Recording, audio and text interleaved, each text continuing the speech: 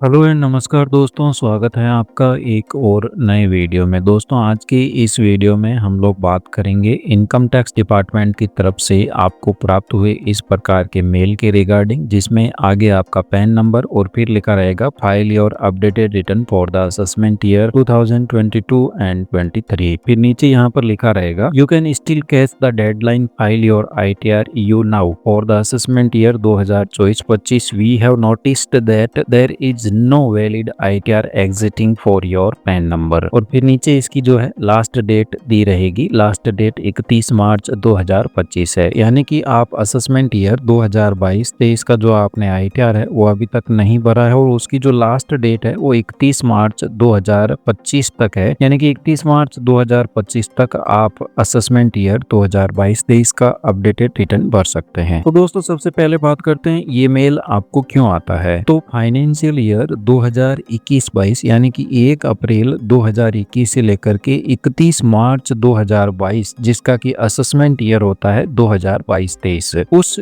साल में आपने इनकम अर्न की थी और वो इनकम आपकी बेसिक टैक्स एग्जम्पशन लिमिट से ज्यादा थी, और आपने उस टाइम इनकम टैक्स रिटर्न 2022-23 का नहीं भरा था। तो अब इनकम टैक्स डिपार्टमेंट की तरफ से ये लास्ट आपको चेतावनी है कि आप updated return under section 139(8)(a) के तहत असेसमेंट ईयर 2022-23 का ITR भर सकते हैं, और उसकी ड्यू डेट है वो 31 मार्च 2025 है। यानी कि अगर ड्यू डेट से पहले तक आप ITR भर देते हो तो ठीक है, अदरवाइज अगर ड्यू डेट निकल जाती है तो आप इस साल का ITR नहीं भर पाओगे। और इस साल में अगर कोई आपकी इनकम ऐसी है जो कि उस टाइम की basic tax exemption limit 2.5 lakh को क्रॉस करती है, तो उस केस में इनकम टैक्स डिपार्टमेंट आप पर भारी पेनल्टीज, इंटरेस्ट और इनकम टैक्स लगा करके आपको नोटिस भेज सकता है। तो इस मेल का या इस तरीके का कोई टेक्स्ट मैसेज भी आता है आपके रजिस्टर्ड मोबाइल नंबर पर, तो इसका मतलब यही है कि आपको असेसमेंट ईयर 2022-23 का रिटर्न भरना है। तो आज की इस वीडियो में हम लोग आपको यही बताएंगे कि असेसमेंट ईयर 2022-23 का ITR आप कैसे भरेंगे। लाइव कंप्लीट पूरी स्टेप बाय स्टेप प्रोसेस आपको करके दिखाएंगे। और इसका रिटर्न भरने के लिए आपको क्या करना है, सबसे पहले तो इनकम टैक्स की साइट incometaxindia.gov.in पर आपको चले जाना है, और यहाँ पर लॉगिन में आपको अपना पैन नंबर और पासवर्ड डाल के लॉगिन कर लेना है। लॉगिन करने के बाद आपको सबसे पहला काम यहाँ पर करना है, ई फाइलिंग मेन्यू में जाना है, और यहाँ पर ऑप्शन मिलेगा डाउनलोड प्री फिल डाटा, यानी कि आपका जो बेसिक डाटा है वो सबसे पहले आपको यहाँ पर असेसमेंट ईयर 2022-23 का सेलेक्ट करके डाउनलोड कर लेना है। तो यहाँ पर आपका प्री फिल डाटा जो है वो डाउनलोड हो जाएगा। इसके बाद में दूसरा काम आपको करना है, अगेन से इनकम टैक्स की वेबसाइट आपको ओपन कर लेनी है, और यहाँ पर जो है डाउनलोड का ऑप्शन रहेगा। तो सिंपली आपको इस डाउनलोड ऑप्शन पर क्लिक करके यहाँ पर जो है असेसमेंट ईयर 2022-23 का आपको ITR भरना है। तो सबसे पहले यहाँ पर 22-23 असेसमेंट ईयर सेलेक्ट करना है। फिर इसके बाद में आपके ऊपर जो एप्लीकेबल ITR होता हो, ITR 1, 2, 3 और 4 में से जो ITR आपकी इनकम के अकॉर्डिंग आप पर सुटेबल होता हो, वो आपको ITR की एक्सेल यूटिलिटी यहाँ पर डाउनलोड कर लेनी है। तो आज की इस वीडियो में मैं आपको ये बताऊंगा ITR 1 की एक्सेल यूटिलिटी के थ्रू आप सेक्शन 139(8)(a) में अपडेटेड रिटर्न कैसे फाइल करेंगे। तो सिंपली आपको ITR 1 की यहाँ पर एक्सेल यूटिलिटी है वो यहाँ पर डाउनलोड कर लेनी है। डाउनलोड करने के बाद इसको जहाँ ये डाउनलोड हुई है वहां पर आपको ओपन करके एक्सट्रैक्ट कर लेनी है। एक्सट्रैक्ट करने के बाद में ये फोल्डर यहाँ पर आ जाएगा। तो सिंपली आपको जो है इस फाइल पर, एक्सेल की फाइल पर राइट क्लिक करके प्रॉपर्टीज में जाना है, और ये माइक्रोसॉफ्ट द्वारा सिक्योरिटी रीजन की वजह से ब्लॉक्ड रहती है, तो आपको इसको अनब्लॉक करना है। इसके बाद में एक्सेल फाइल को आपको डबल क्लिक करके ओपन कर लेना है। ओपन करने के बाद में आपके सामने कुछ इस तरीके का इंटरफेस आएगा। तो यहाँ पर जो है इंपोर्ट प्रीफिल का ऑप्शन आता है, तो सिंपली आपको इंपोर्ट प्रीफिल ऑप्शन पर क्लिक करके जो JSON फाइल आपने डाउनलोड की थी लॉगिन करके वो इंपोर्ट कर लेनी है। अदरवाइज मान लीजिए नहीं आता है ऑप्शन, तो उस केस में यहाँ पर इंपोर्ट प्रीफिल का ऑप्शन रहेगा, तो वहां से इंपोर्ट कर लेनी है। तो यहाँ पर इंपोर्ट प्रीफिल पर आपको क्लिक करना है, और जो JSON फाइल आपने अभी यहाँ पर डाउनलोड की थी वो इंपोर्ट कर लेनी है। तो इसका फायदा ये है कि आपकी जो भी इनकम डिटेल है, पर्सनल डिटेल है, नाम, एड्रेस, मोबाइल नंबर, सब कुछ यहाँ पर जो है ऑटोमेटिकली उस प्रीफिल डाटा फाइल के थ्रू ऑटोमेटिकली यहाँ पर आ जाएगा। इसके बाद में यहाँ पर जो सबसे पहला चेंजेस आपको करना है वो करना है, ये कह रहा है are you opting the new tax regime.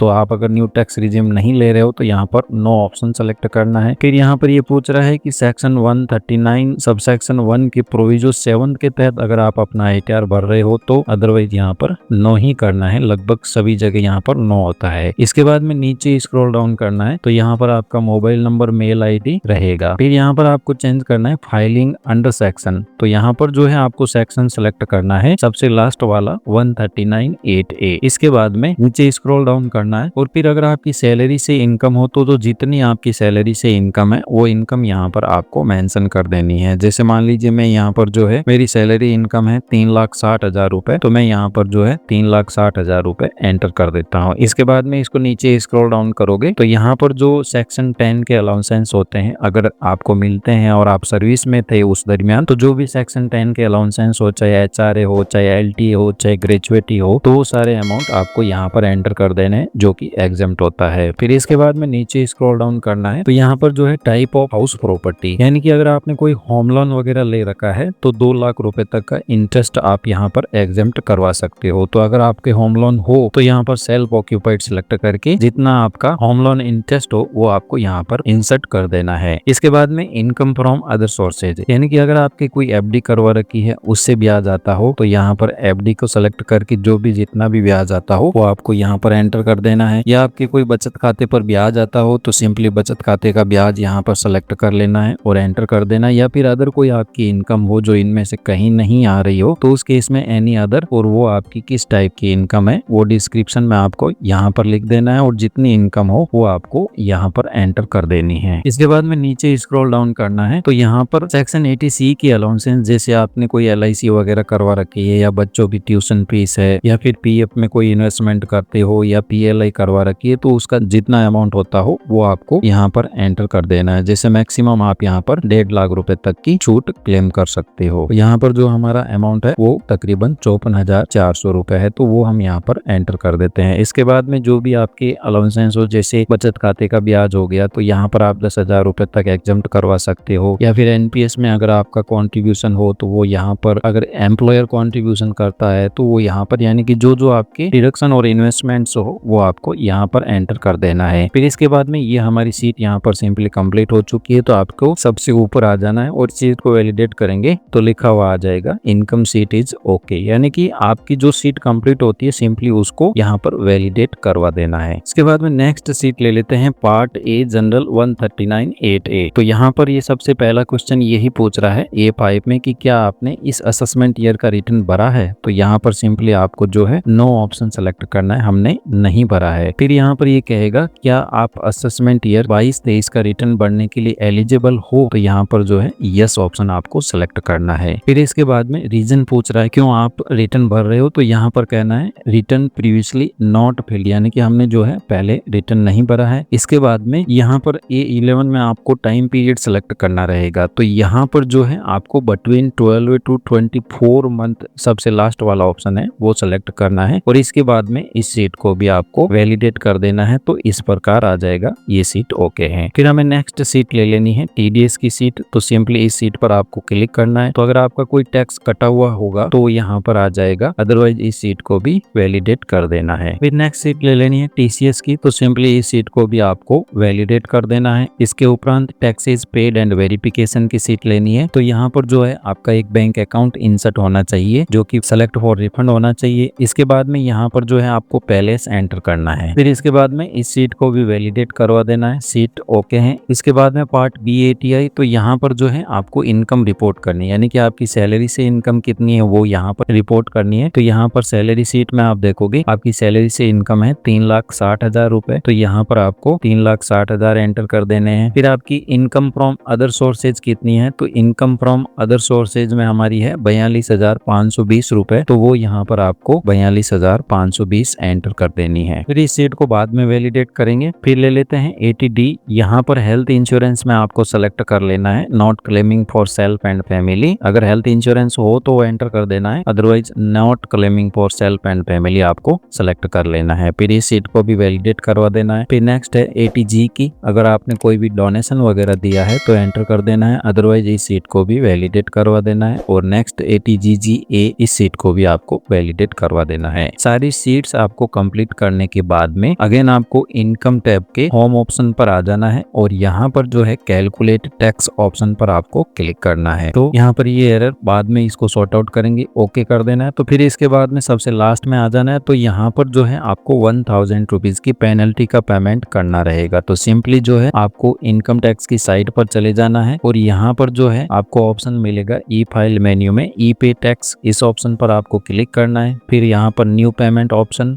यहाँ पर जो है आपको सेल्फ असेसमेंट टैक्स वाला ऑप्शन सेलेक्ट करना है और यहाँ पर असेसमेंट ईयर 2022-23 और यहाँ पर जो है self assessment tax 300 head select करके प्रोसीड करना है। फिर आपको 1000 रुपीज फर्स्ट कॉलम में एंटर कर देने हैं और कंटिन्यू ऑप्शन पर क्लिक करना है। फिर इसके बाद में जिस भी पेमेंट मोड से आप पेमेंट करना चाहते हो वो आप यहाँ पर सिलेक्ट कर सकते हो। जो सबसे इजी पेमेंट मोड है वो है पेमेंट गेटवे इंक्लूडिंग यूपीआई, इस ऑप्शन पर क्लिक करना है। इसके बाद में यहाँ पर कोई भी बैंक आपको सिलेक्ट कर लेना है, जरूरी नहीं है कि जिस बैंक में आपका अकाउंट हो वही आप सिलेक्ट करो। तो यहाँ पर HDFC सिलेक्ट करके कंटिन्यू करना है और इसके बाद में पे नाउ ऑप्शन पर क्लिक करना है। बैंक की टर्म्स एंड कंडीशन को एक्सेप्ट करके सबमिट टू बैंक कर देना है। इसके बाद में अगर आप डेबिट या क्रेडिट कार्ड से पेमेंट करना चाहते हो तो इस ऑप्शन पर क्लिक करके आपका जो भी डेबिट कार्ड नंबर वगैरह है वो आपको यहाँ पर एंटर कर देना है और प्रोसीड ऑप्शन पर क्लिक कर देना है। इसके बाद में OTP जाएगा जो कि आपको यहाँ पर एंटर कर देना है। फिर जब पेमेंट सक्सेसफुल हो जाएगा तो आपके सामने कुछ इस तरीके का एक चालान आ जाएगा। तो सिंपली आपको क्या करना है, जो एक्सेल सीट है वहां पे जाना है और यहाँ पर पार्ट BATI में यहाँ पर जो चालान का BSR कोड है वो चालान नंबर और जो डेट है वो डेट आपको वहां एक्सेल सीट में एंटर कर देनी है। इसके बाद में आपको पार्ट BATI की सीट को भी यहाँ पर वैलिडेट करवा देना है। फिर अगेन आपको इनकम सीट पर आ जाना है और फिर यहाँ पर जो है आपको जनरेट जोसन ऑप्शन पर क्लिक कर देना है। फिर इसको ओके करना है, अगेन ओके करना है और अगेन ओके करना है। इसके बाद में यहाँ पर जो है सेव जोसन का ऑप्शन मिलेगा। तो सिंपली आपको जो जोसन फाइल है वो सेव कर देनी है। तो जो यहाँ पर आपने मेन एक्सेल फाइल एक्सट्रैक्ट की थी उसी फोल्डर में आपकी जो है जोसन फाइल वहां पर जाकर के सेव होगी। तो सिंपली इसको ओके कर देना है। इसके बाद में आपको इनकम टैक्स की साइट पर चले जाना है और यहाँ पर ई फाइल मेन्यू में आपको ऑप्शन मिलेगा फाइल इनकम टैक्स रिटर्न, इस ऑप्शन पर क्लिक करना है। फिर यहाँ पर असेसमेंट ईयर आपको 2022-23 यहाँ पर filing section 139(8)A updated return option select करना है। इसके बाद में इसको नो करना है। फिर यहाँ पर ITR 1, 2, 3 जो भी आप ITR फाइल कर रहे हो वो आपको सिलेक्ट करना है और कंटिन्यू ऑप्शन पर क्लिक करना है। तो ये कुछ टर्म्स एंड कंडीशन आती है ITR U फाइल करने की, जैसे आपका उस टाइम का कोई लॉस वगैरह हो तो वो आप कैरी फॉरवर्ड नहीं कर सकते, आप अपनी इनकम को डिक्रीज नहीं कर सकते, अगर आपका कोई रिफंड बन रहा है तो वो आप क्लेम नहीं कर सकते वगैरह वगैरह। तो इसको कंफर्म करना है। फिर यहाँ पर अटैच फाइल ऑप्शन पर क्लिक करना है और जो आपने मेन फाइल एक्सट्रैक्ट की थी उसी फोल्डर में आपकी जो JSON फाइल सेव हुई थी उसको